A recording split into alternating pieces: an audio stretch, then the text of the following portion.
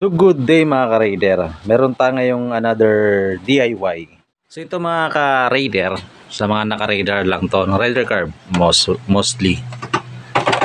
Yung head nyo mga ka-raider is masyado ng malog. So ito yun mga ka-raider. Ayan, ito flash siya. Ayan. Ito yun mga ka-raider. Ayan o. Masyadong maluwag na yung butas dun. Ayan o. Nakita nyo ba? Masyado nang maluwag mga ka-raider. Napudpud na rin yung butas doon. And ito rin. Tanggalin ko lang yung tornilyo dito.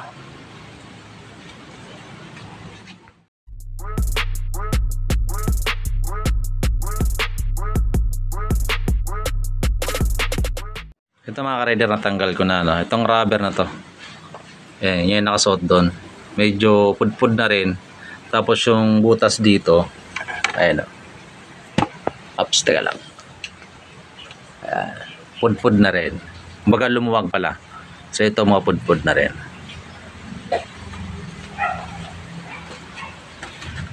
So ang gagawin ko lang dito mga ka-raider, itong part na pudpud na to, tatapalan ko ng ito interior. Pwede rin tape, pero mas ginusto ko itong interior. Tapos dinikitan ko ng shoe glue. Sa laki ng butas ng mga ka-raider, hindi ko siya pinuno. Mapapakita ko sa inyo kasi hindi pa man masyadong kalaki yan, pero may alog na rin yung head ko. May alog na rin. So katabas lang mga ka-raider. So ito mga ka-raider, ayan na, may sample naman na ako. Ayan na. Nilagyan ko ng interior. Ayan. Hindi ko siya sinagad. Kasi pag sinagad ko siya, hindi na rin papasok doon. So ito, gawin ko muna to.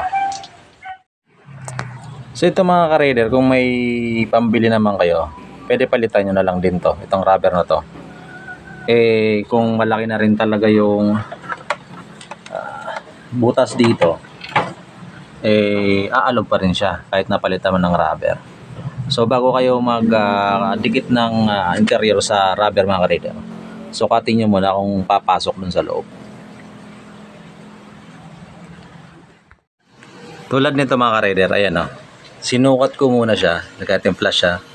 Sinukat ko muna siya, hindi ko muna dinikitan yung interior. So pasok naman. Tanggalin ko. So ito. Saka ko siya didikitan. Alam kong papasok nung gantong kapal na interior.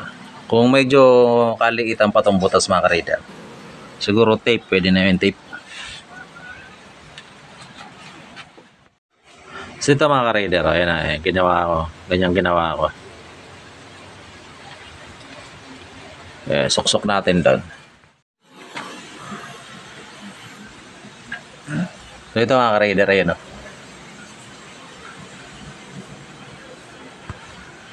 Nakikabit ko na. So ayan. Pwedeng ibawon ko pa. Wala nang alog lagi mga ka-raider. Kabit na natin to. May mark naman eh, no? Wala nang alog yan mga ka-raider.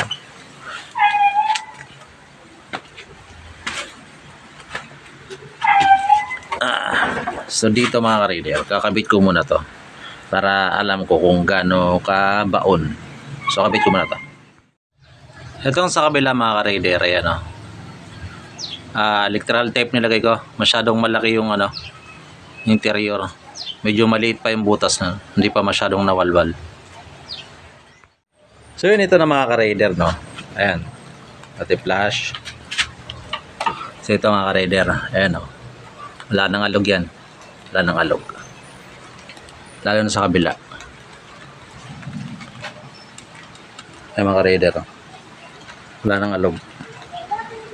Dati ang lakas ng alog niyan. Ayan. So yun mga ka-rider, kung bago ka sa aking channel, pa-subscribe naman. Pakihit ang notification bell para susunod na upload ko notify ka. Okay, kung gusto mo itong video na to, paki-like at paki-share na rin para makatulong sa iba. Hindi na masyadong alog yung mga ka-rider. Ang tamang alog niya lang yan para hindi naman nabubugbog yung ating panel. May alog pa rin yan kasi hindi siya totally nakadikit. So, importante yung alog na konti na yan para hindi masyadong napavibrate.